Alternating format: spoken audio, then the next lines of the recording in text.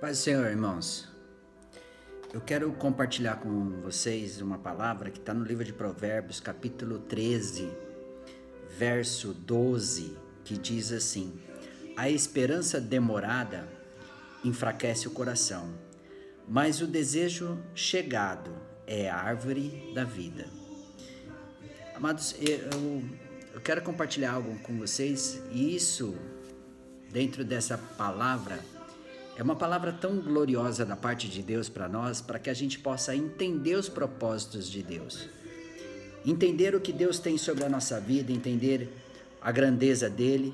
E é interessante, a gente, muitas das vezes na nossa caminhada, no nosso dia a dia, a gente perde a esperança. Perde não talvez pelas coisas que a gente tem dentro do nosso coração, não. É pelas lutas, pelas dificuldades, pelas situações que nós estamos vivendo. Mas é tão interessante isso que eu aprendi algo com Deus e eu quero compartilhar isso com você, que cada luta, que cada batalha que nós temos nos impulsiona a chegar mais diante de Deus. Por que isso? Porque às vezes as pessoas, Deus até permite elas serem usadas. Usadas para quê? Usadas para incentivar a gente ter mais fé, mais convicção, mais apreço diante do coração de Deus. E é tão interessante que eu vejo isso na Bíblia com muita clareza. A esperança demorada enfraquece o coração, é natural. Às vezes a gente fica pensando, poxa vida, Deus não vai me honrar, Deus não vai me abençoar, Deus não vai trazer à existência aquilo que eu tenho dentro do meu espírito. Mas entenda uma coisa, Deus ele tem propósito em tudo. Se ele tem propósito em tudo, ele tem um propósito para você também.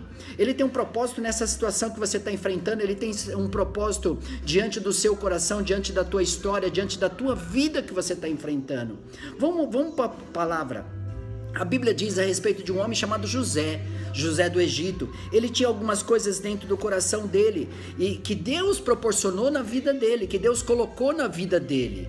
Como exemplo, Deus colocou um sonho na vida dele, e esse sonho, ele com muita felicidade, com muita alegria, ele vai e ele conta para os irmãos.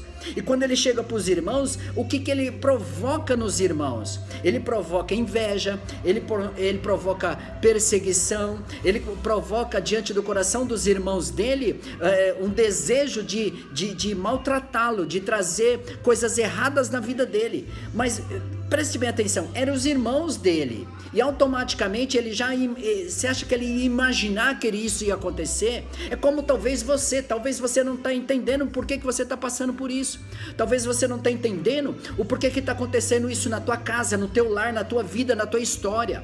Preste bem atenção, a Bíblia diz que aquele homem, ele é pego e ele é levado pelos irmãos dele, os irmãos combinam entre si, jogam ele na cova, e ali na cova ele fica sem água, ele fica sem alimento, ele fica sem nada. A Bíblia diz que Deus levanta um dos irmãos chamado Rubem, levanta Rubem e vai atrás dele e fala assim: não, nós não podemos deixar ele ali, não é justo, isso não é justo. E a Bíblia diz que eles pegam, mesmo ele ainda na ira, Deus permite isso, colocam ele e vende ele aos mercadores que estavam passando por ali, por mirra, por incenso, por situações assim. Olha isso.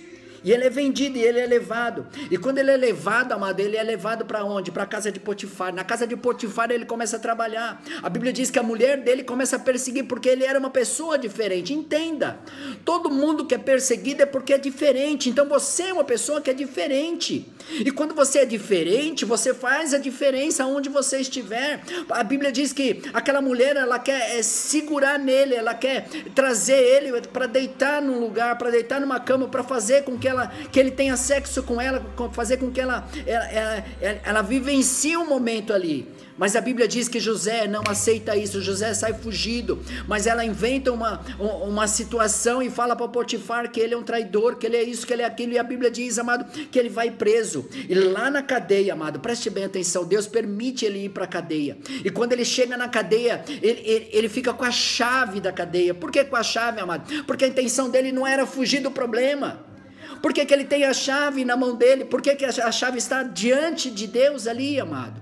Ele está com a chave, ele podia simplesmente fugir daquele lugar, mas ele não faz aquilo, ele fica ali o tempo necessário, ele passa a cuidar de todas as pessoas ali, e a Bíblia diz que Deus dá sonhos a eles, sonho a ele porque Deus tinha algo para fazer na vida dele, Deus tinha algo para levantar ele, aleluia, daquela prisão. A Bíblia diz que Deus começa a dar sonhos, e Deus dá sonhos a um homem chamado Faraó, e quando Deus dá sonhos a Faraó, ninguém consegue discernir o sonho, as pessoas começam a se lembrar dele, e vai até José. Eu estou encurtando a palavra para você entender um pouquinho. A Bíblia diz que ele vai até lá, e quando ele vai até lá, aleluia, José interpreta o sonho. Quando José interpreta o sonho, a Bíblia diz que Faraó se agrada dele, e por se agradar dele, quem é que Faraó vai usar? Quem é que Faraó vai trazer excelência? Traz sobre a vida de José, e colocando a vida de José, coloca ele não num cargo qualquer. Faraó, sendo quem ele era, ele podia pegar aquele homem e colocar talvez como ajudante lá no lugar, no ambiente onde ele estava, mas não, amado, ele sai do calabouço e ele vai direto para governar. Ele sai do calabouço e ele vai para governar. Deixa eu falar uma coisa para você, a Bíblia diz, amado, que ele sai do calabouço e ele vai para governar. O que eu quero dizer para você é que essa situação vai fazer você governar na tua história. Essa situação que você está vivendo é para que a grandeza de Deus se estabeleça sobre você. Então não fuja, aleluia, das consequências, não fuja da batalha, não fuja daquilo que Deus tem sobre a tua vida. Deus, ele vai te levantar numa ousadia tremenda, profética sobre a tua história, e você vai viver o melhor de Deus. Não olhe, aleluia, para a tua luta, não olhe para a tua dificuldade, não olhe para aquilo que você está enfrentando, pelo contrário, entenda, amado, Deus tem um propósito em todas as coisas, Deus sabe o que faz por você. A Bíblia diz, amado, aleluia, que ele é levado para ser governador, e ele começa a governar aquela cidade como se fosse a cidade dele.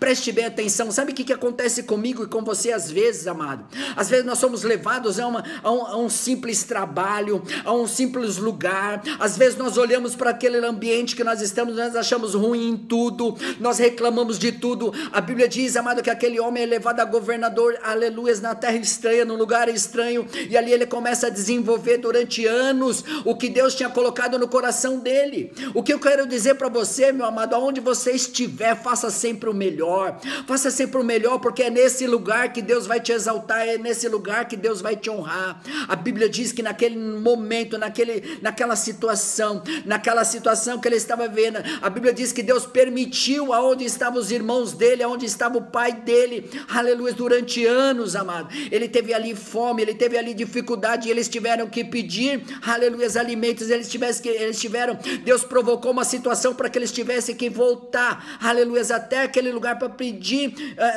vamos dizer assim, condições, porque eles já não tinham mais. E quando ele vai para aquele lugar, a Bíblia diz, amado, que aquele homem estava governando o Egito. Olha isso, governando uma terra estranha, governando um lugar onde não era para ele estar, mas ele estava. A Bíblia diz, amado, que os irmãos vão até ele para pedir ajuda, e ele provoca uma situação, não para recriminar, não para tirar a vida de ninguém, não para plantar da mesma maneira que plantaram na vida dele. Entenda uma coisa, homem de Deus, mulher de Deus, você não tem que plantar da mesma forma que estão plantando na tua vida. Quem tem caráter muda a história. Quem tem caráter muda a história. O que eu quero dizer para você, meu amado, ele não fez da mesma maneira que os irmãos fizeram, mas ele provocou uma situação para que os irmãos pudessem entender. Aleluia. Deixa eu abrir minha Bíblia aqui no livro de Gênesis, no capítulo 42. A Bíblia diz, amado, no verso aleluia, no verso 8, se eu não me engano, é isso mesmo, diz a palavra: e José, pois, conheceu os seus irmãos, mas eles não o conheceram. Sabe por que eles não o conheceram, amado? Porque eles não estavam reconhecendo a José, porque José estava transformado. O que eu quero dizer para você, quando você entra na presença de Deus, você é transformado pela glória de Deus. Quando você entra na presença de Deus, a grandeza de Deus se estabelece sobre a tua vida, e aí sabe o que acontece, amado? O brilho do Senhor vem sobre você através do Espírito de Deus. Eu quero provocar uma situação na tua história. Eu quero ser profeta na sua história. Deus vai trazer sobre você a excelência dele e você vai vivenciar o melhor de Deus. Deus vai mudar a tua história para que você possa ser honrado. Deus vai mudar a tua história para que você possa ser abençoado. E vou mais longe ainda, amado. A Bíblia diz que ele vestia uma capa, aleluia, de governador. Ele vestia, aleluia, um capacete de governador. Ele vestia autoridade de governador. Deus vai colocar você em autoridade para que todos aqueles que te humilharam, aqueles que zombaram de você, possa ver a grandeza de Deus.